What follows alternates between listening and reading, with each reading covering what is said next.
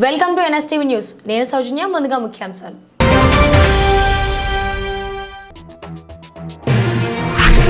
కరీంనగర్లోని మెడికవర్ ఆసుపత్రిలో దారుణ ఘటన. పెద్దబొంకూరుకు చెందిన వేముల శ్రీనివాస్ మెడికవర్ ఆసుపత్రిలో చేరిక.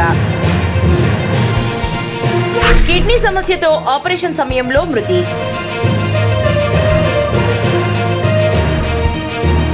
మత్తుమందు వల్ల శ్వాస సమస్యలు వచ్చాయని కుటుంబం ఆరోపణ.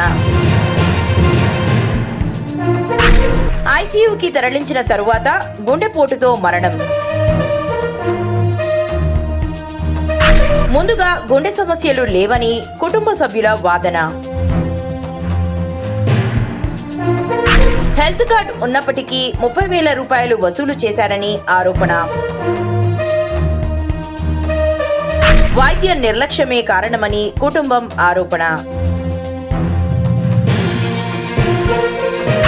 చర్యలు తీసుకోవడం లేదని అధికారులపై ప్రజల విమర్శలు.